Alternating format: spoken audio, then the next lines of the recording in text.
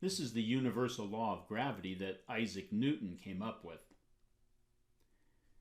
m1, m2, and the square of the distance between them, between their centers.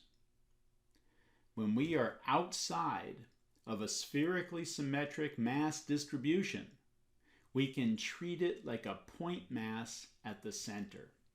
So this is the distance between their centers because they are spherically symmetric mass distributions. Isaac Newton had to invent calculus to show that that's the case. Outside of a spherically symmetric mass distribution, it looks like a point mass at its center. And we're going to spend a little bit of time on this because you're going to do the same thing next quarter with charge distributions. When you're outside of a spherically symmetric charge distribution, it looks like a point charge at the center. Now let's talk about what happens if you go inside of this mass distribution. If we dig a tunnel through a planet, what happens to the force of gravity on us as we go through the tunnel? If I have a solid spherical mass, radius r, I want to know what happens to the force of gravity as a function of r. If I graph the force of gravity as a function of r for this spherical object, what would it look like? We already know what it looks like outside of the spherical object. It looks like a point mass at the center. And we know what the force of gravity is. G m1 m2 over r squared. So it's going to start at some value and it's going to drop off as 1 over r squared as we move away from this object. As we get farther and farther and farther away, the force of gravity drops off as 1 over r squared. If we're standing on the surface of this object measuring the force of gravity, we get this value right here. And it's going to be G m1 m2 over the radius of the object squared, the radius of our planet. And now we're wondering what happens if we dig a tunnel through here and we move inside. What's the force of gravity on an object that's inside the planet? And let's keep things simple. Let's assume our planet has uniform density throughout. It's a big solid rock, uniform density throughout. We know that most planets aren't that way, but that's okay. Let's assume it's that way for this exercise. So if I'm located at this location and I draw a couple of lines through that point, I draw a line through that point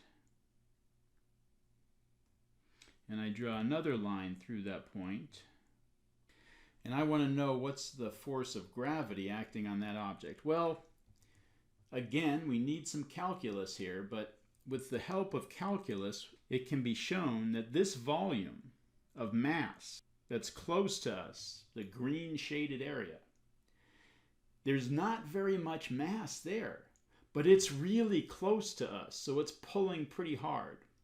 Not a lot, but it's pulling hard. Now on the other side, we have a lot of mass in this region, in this volume out here. In this orange shaded region, there's a lot of mass pulling on us in the other direction, but it's far away. And through the use of calculus, it can be shown that these two sections of mass are pulling on our object with equal forces in opposite directions. The green section is pulling on our object in this way, a gravitational force. The orange section is pulling on our object this way. And those two forces are equal. They cancel out. So if the mass distribution is spherically symmetric and you're outside of it, it looks like a point mass at the center. If it's spherically symmetric and you're inside of it, anything outside of your radius cancels out and there's no contribution from that. So what does exert a gravitational force on you? Only the mass inside of your radius. I'll use purple for that. So I've shaded in purple the mass inside of our radius. That contributes to the gravitational force on our object.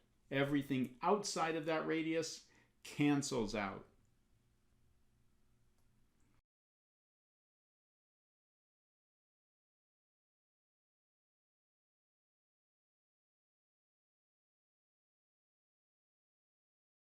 So the mass outside of our radius all cancels out, all of it. The green section, the orange section, the sections that I am doing in red now that I didn't highlight earlier, everything outside of our radius, those all cancel out and have no net contribution to the gravitational force on our object when it's inside of the mass distribution. Only that purple section in the center contributes to the force of gravity on our object. So let's take a look at what that effect is. We know that the force of gravity is G m1 m2 over r squared. m1 is our mass. It's the mass of this object here.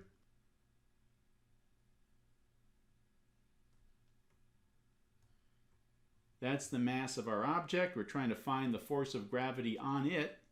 What's m2 going to be? It's going to be the purple mass, the mass that's inside of our radius.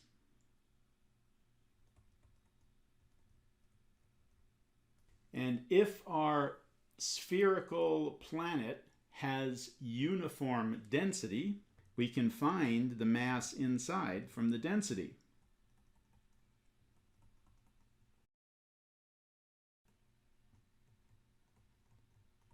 We take the total mass, divide it by the total volume to get the mass density, and we multiply it by the volume inside of our radius.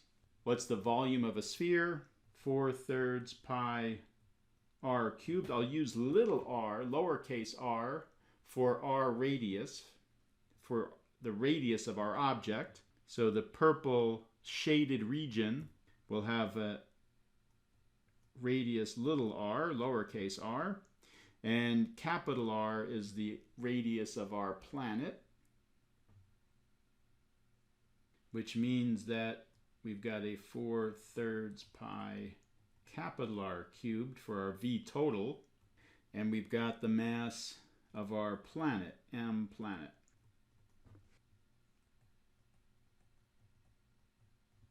Now I can plug that in over here, so I'm working my way down. I've got G m r cubed over capital R cubed times M planet all over r squared. And what does that give me? A bunch of constants times r. So the force of gravity increases linearly as we move to a larger radius when we're inside of our planet. So it looks like this. If we're at the center of our planet, what do you think the force of gravity has to be on our object that's located at the center of our planet? It has to be 0, because we have a little chunk of mass on every side of us pulling on us in equal amount. An equal amount. Every little mass pulling me this way, there's an equal one pulling me that way. Every little chunk of mass pulling me this way, there's an equal one pulling me the opposite direction. They all cancel out. So we know we have to be 0 at the center. That makes sense. And we know what we have to be at the surface. It's just in between we're trying to figure out. And it turns out it's linear. And if you think about it for a second, it makes some sense. As we move out from the center, the amount of mass inside of our radius that's pulling on us is increasing as r cubed, right? The volume is increasing, and volume of a sphere goes as r cubed. So the force is increasing as r cubed as we move away, because the mass that's pulling on us is increasing, and it's proportional to that. But it's inversely proportional to the distance between us. We know that if we're outside of that mass, we can treat that mass like a point object at the center. So as we move away, we're getting farther and farther away from it. It's dropping off as 1 over r squared. So the force is increasing as r cubed because we're getting more and more mass pulling on us, but it's dropping off as 1 over r squared because we're getting farther away. And when you combine those two things, you get it's linear. Linear in r. The force is proportional to r. So a plot force of gravity versus distance away from our planet. We know at the center of our planet we start at 0. As we move out to the radius of our planet, that force increases linearly. And as we move away from the surface of the planet, it drops off as 1 over r squared. So in this region, the force is proportional to 1 over r squared. And in this region, the force is proportional to r. It's linear. And I'm spending a little bit of time on this, and I want you to spend a little bit of time on this. We don't really do a lot of this with mass and with planets, but we do a lot of this with charge distributions and finding electric fields inside of charge distributions, outside of charge distributions. We spend a lot of time on this next quarter in electricity and magnetism. So it's a good idea to think about it a little bit now so that next time you see it, it'll sink in a little easier.